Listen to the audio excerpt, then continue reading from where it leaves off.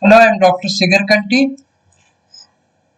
In this video, we define subgroup of a group and we discuss the necessary and sufficient condition for a non-empty subset H of a group to be a subgroup, some examples and some properties related with the subgroup. Okay, let us start with defining a subgroup. So here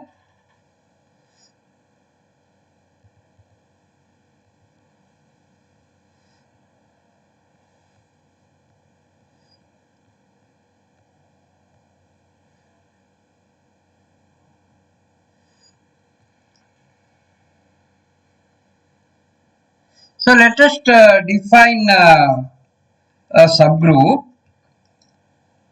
definition.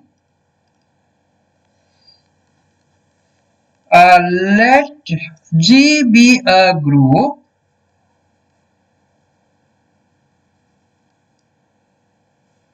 and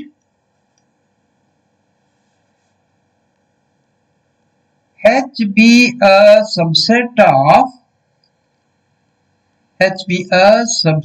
of G.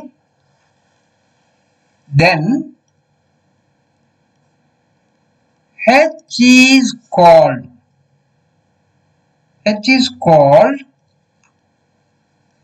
subgroup of G if H itself is a group with respect to the operation defined on G. So that is, suppose G is a group. This is a group. Okay, G is a group, and here we have the operation star is there. And let H be a subset of G. H be a subset of G. Now here, if H is also a group with respect to star, then you say that H is a subgroup of G. So here both are groups. G is a group, H is also a group with respect to the same operation. And only thing, H is smaller than G, that H is contained in G, or H is a subset of G.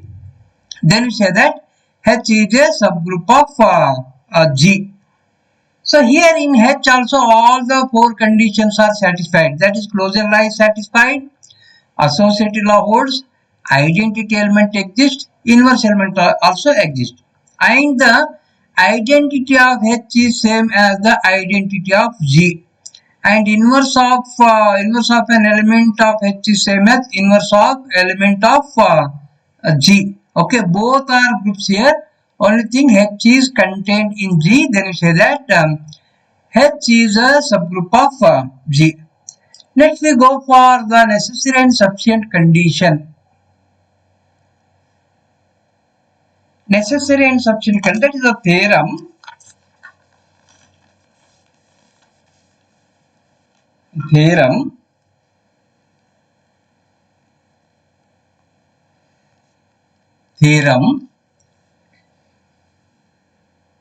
Let G be a group and H be a non-empty subset of G. H be a non-empty subset of G. Then H is a subgroup of G if and only if if and only if two conditions are there. First condition is A comma B belongs to H implies that AB also belongs to H. AB also belongs to H. Okay, this is the first condition. And the second condition is A belongs to H implies A inverse also belongs to H. These are the two conditions. That is, they are given that G is a group and it is given that H is a non-empty subset of G. Then, if and only if these two conditions are there, that means here, if H is a subgroup of G, then these two conditions are satisfied.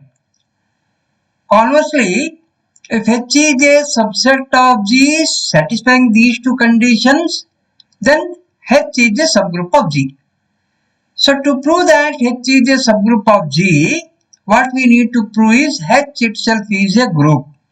That is, all the four axioms are satisfied in H. That is closure law, associative law, identity element and inverse axiom. All these four axioms are satisfied in H. Okay. So first I will consider H is a subgroup of G. Okay. First I will consider, let H be a subgroup of G. H be a subgroup of G. If H is a subgroup of G, then H itself is a group. Right? This is by the definition. H is a subgroup of G means H itself is a group. If H itself is a group, then in H, closure law satisfied, associative law holds, identity axiom satisfied, inverse axiom satisfied. So what is number 1 here? A comma B belongs to H implies that AB belongs to H. That means here, this is nothing but the closure law. So definitely it is satisfied because H is a group here. Therefore in H, closure law is satisfied. That is 1 is satisfied. And as H is a group, inverse of each element exists. That is 2 is also satisfied. That means here, if H is a subgroup of G, then H itself is a group. That implies 1 and 2 are obvious. That is, this implies 1 and 2 are obvious. Automatic. Okay, there is nothing to be proved in this way. Converse way we have to prove, that is, we have to consider H be a subset of G satisfying 1 and 2. Then we have to prove that H is a subgroup. Okay, to prove that H is a subgroup, we need to prove that it satisfies all the 4 axioms. Okay.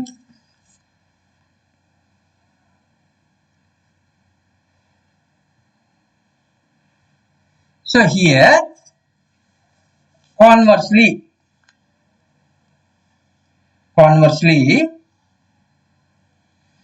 let H be a subset of G satisfying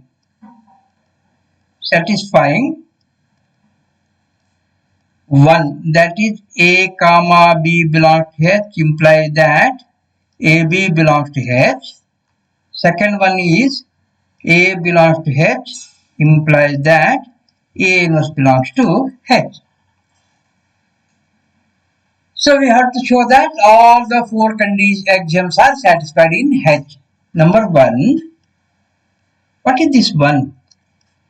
1 implies, what is 1 here? 1 is A comma B belongs to H implies that AB, sorry, this is H here.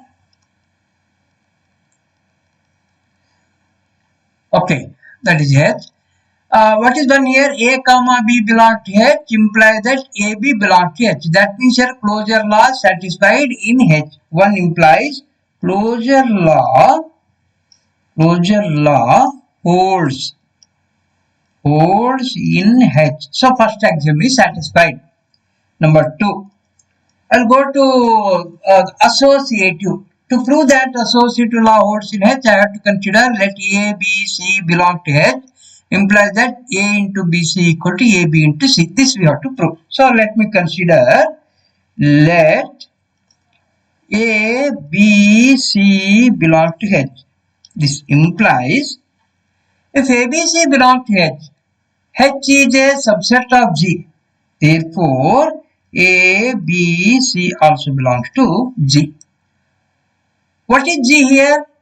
G is a group. If G is a group, then associative law holds in G. That is, this implies A into BC equal to AB into C is satisfied. So what we have taken here? We have taken A, comma, B, comma, C belong to H, and finally we have proved that A into BC equal to AB into C. So that means here associative law holds in H. That is associative law holds in H. Okay, so two axioms are satisfied.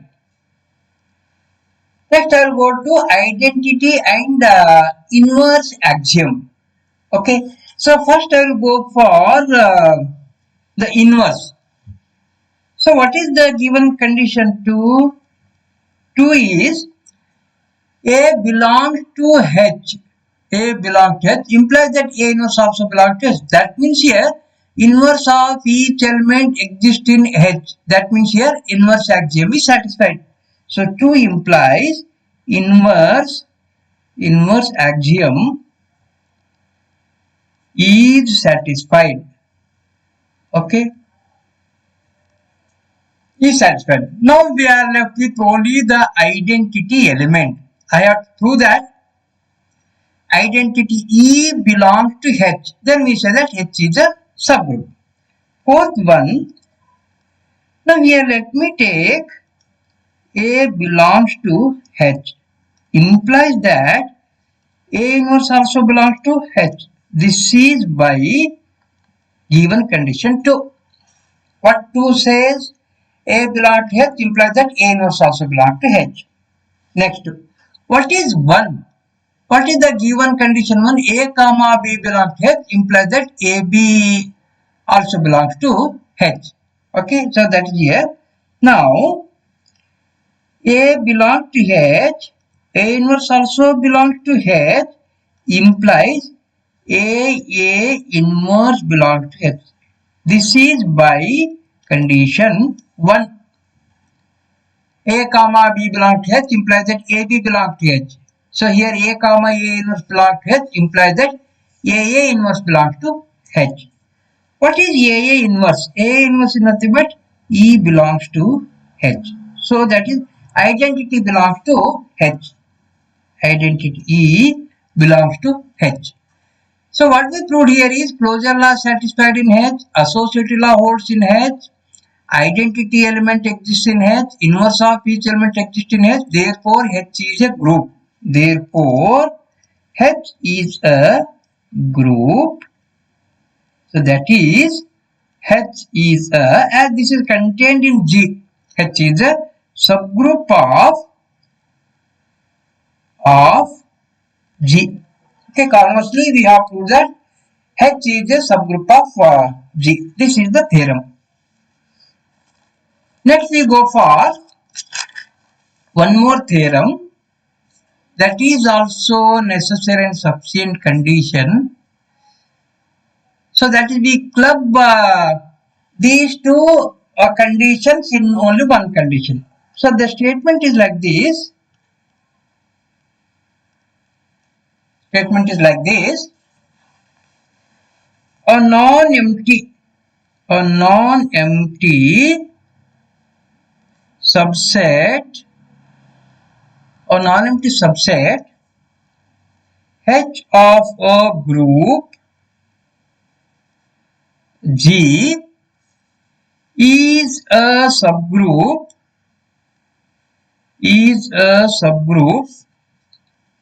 of G if find only if find only if A comma B belongs to H, for all A comma B belongs to H, implies that AB inverse belongs to H. So that is here we have reduced those two conditions in only one condition. See here in the previous one, two conditions are there. What is the first condition? It's nothing but the closure law. What is the second condition? It's nothing but the inverse axiom. But here, in this, only one condition is there. That is, this is the combination of the closure law and the inverse axiom. So we have clubbed those two conditions here in only one condition. Similarly here, what we prove here is first one way is if H is a subgroup of G, then this condition is satisfied. Conversely, if this condition is satisfied, then we say that H is a subgroup of G. Okay, so we prove one by one here. Number one, I will consider let H be a subgroup of G. H be a subgroup of G. Then this implies H itself is a group. Okay, H itself is a group. If H itself is a group, then A comma B belongs to H definitely implies that AB inverse also belongs to H, because here B inverse also belongs to H, A belongs to H by the closure property, AB inverse also belongs to H. So that is the one way is automatic. If H is a subgroup of G, then for all A comma B belongs to H implies that AB inverse also belongs to H. So this is very clear. This is obvious. We write this as obvious case. Nothing to be proved here. Next, I will consider the converse part.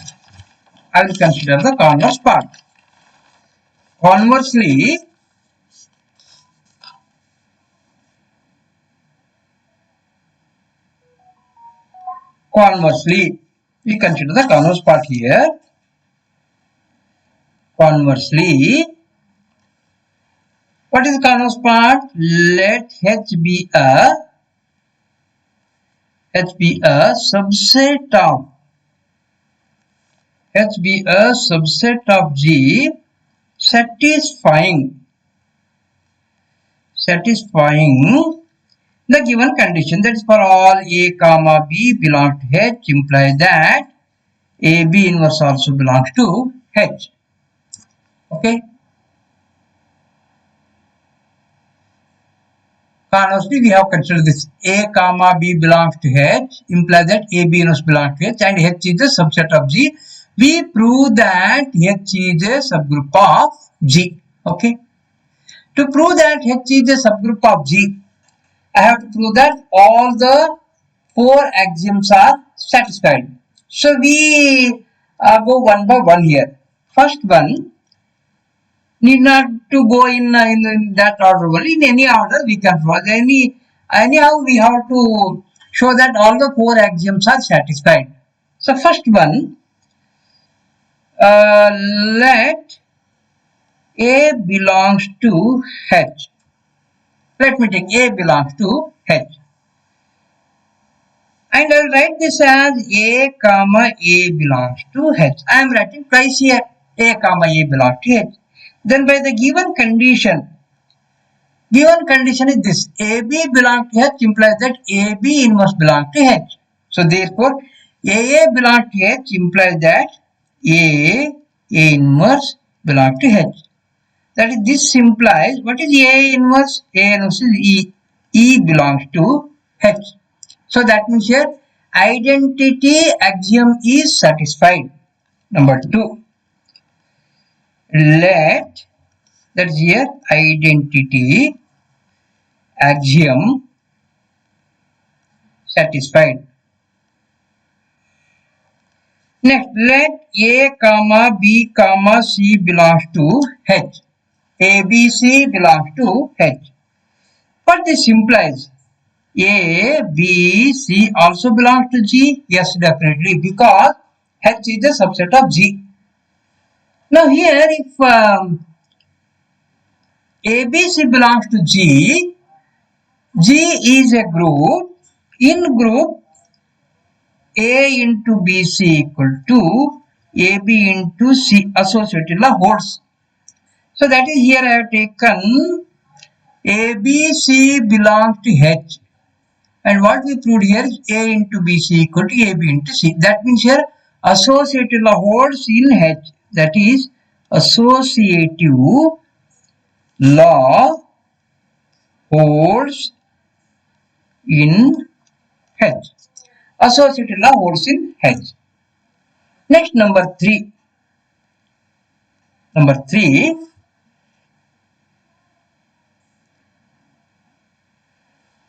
So here, let me take let A belongs to H, and already we have proved that E also belongs to H. Already we have proved here. Identity belongs to H, we have proved. So that is here. Again, I will consider like this. That is E comma A belongs to H implies that by the given condition A comma B belongs to H implies that AB inverse belongs to H. So here E comma A belongs to H implies that EA inverse belongs to H. That is here EA inverse belongs to H. Okay. What is this EA inverse? EA inverse. EA inverse means EA inverse, as E is the identity element, A inverse belongs to H. So that is here. What we proved here is for every A belongs to H, A inverse also belongs to H. That is inverse axiom is satisfied. Inverse axiom holds. Inverse axiom satisfied. Now then what we have to prove now? Only thing we have to prove that the closure lie is satisfied. So that is here A comma B belongs to H implies that AB also belongs to H. That we have to prove. Okay. The fourth one,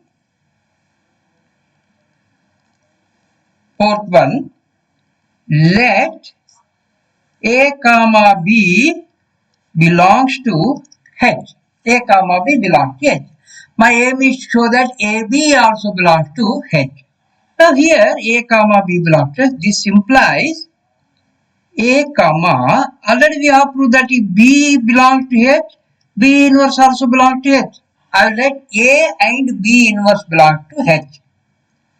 And by the given condition, what this implies here is A, B inverse also belongs to H. This is by the given condition. So this is the condition here. Okay, this is the A comma B belongs to H implies that AB inverse belongs to H.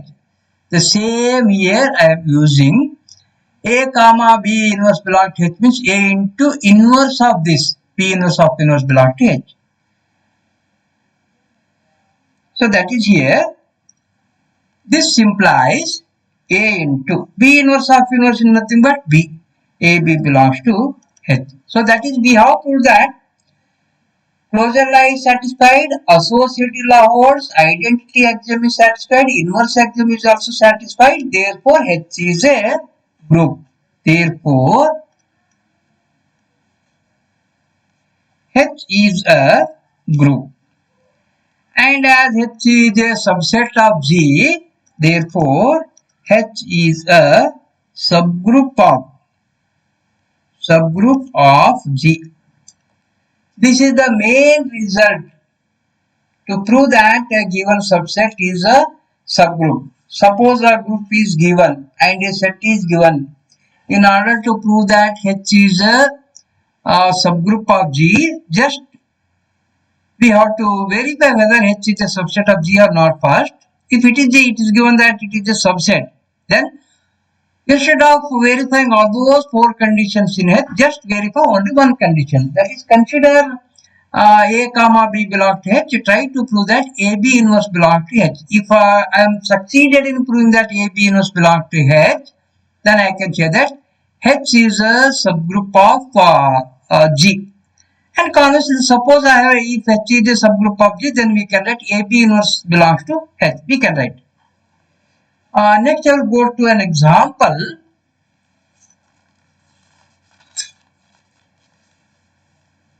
One example, show that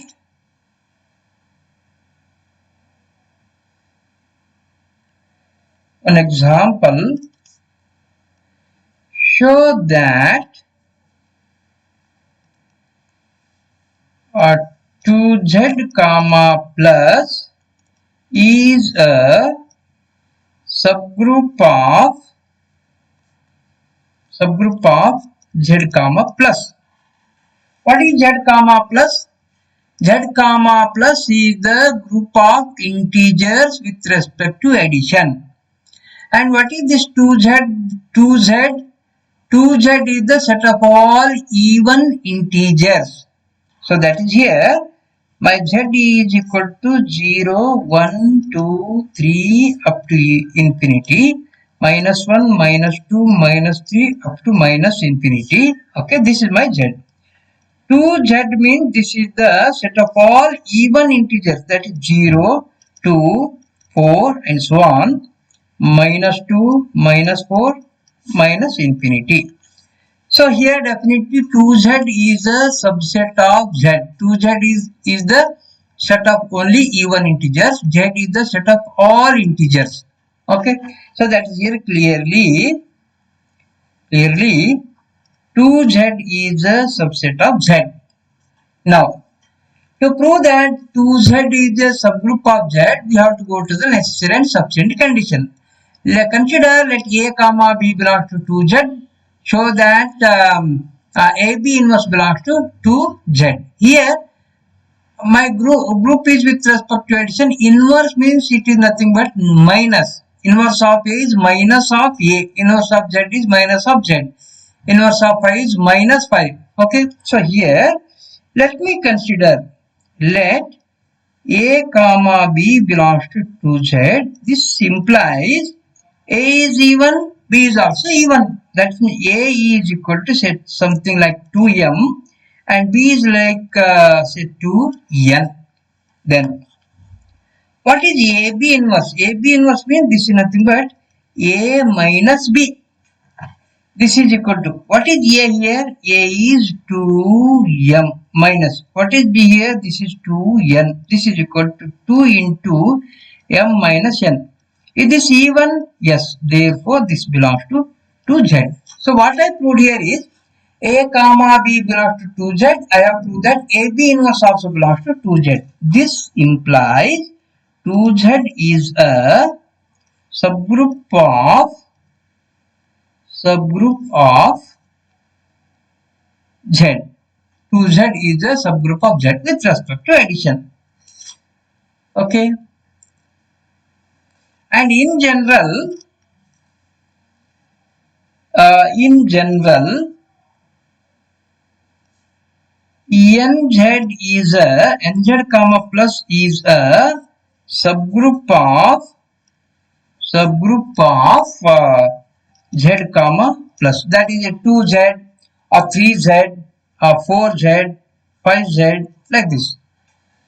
So these are all, that is 5z means all multiples of 5, 6z means multiples of 6, 10z means multiples of 10.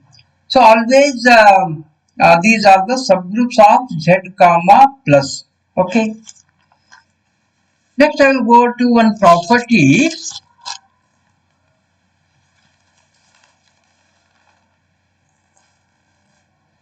That is intersection of two subgroups is again a subgroup. Intersection of two subgroups is again a subgroup. So here we try to prove.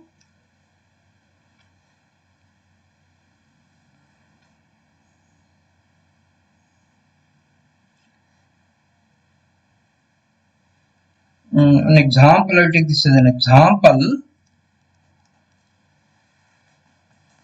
Show that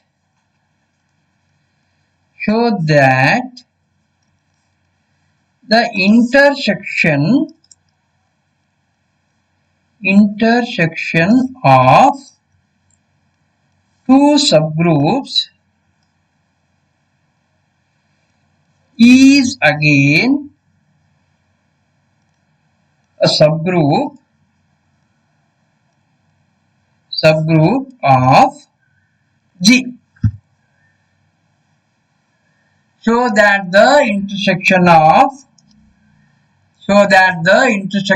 two subgroups is again a subgroup of G. So here, let me consider, let H and K be two subgroups of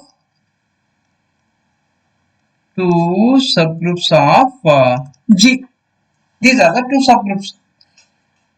I have to prove that H intersection K is also a subgroup. So in order to prove that H intersection K is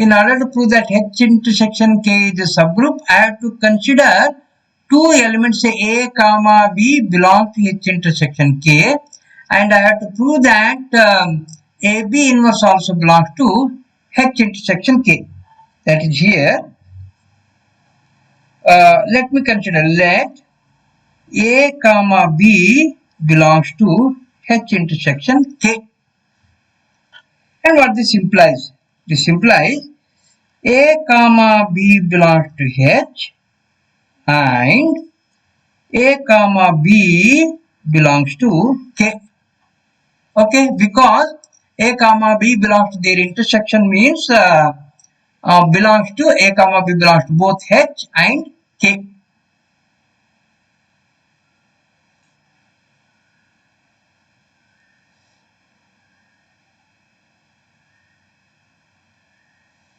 Okay, now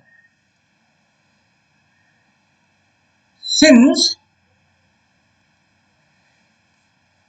H is a subgroup of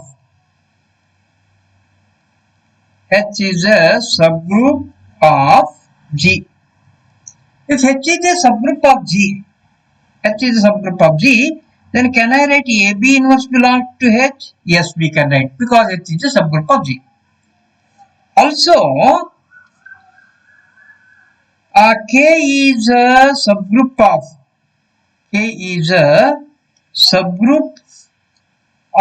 G, then K is also a subgroup of G, then this implies AB inverse belongs to K.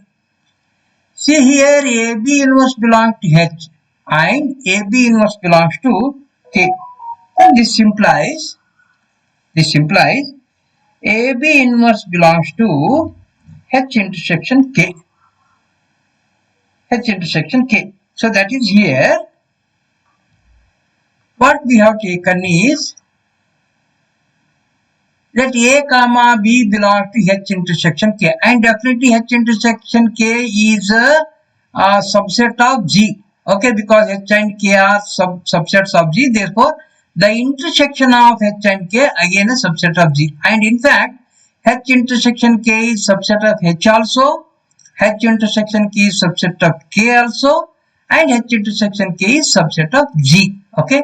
So H intersection K is subset of G, and we have taken A comma B belong to H intersection K, and we have proved that AB inverse belongs to H intersection K. Then by the theorem necessary and sufficient condition, we say that H intersection K is a subgroup of G.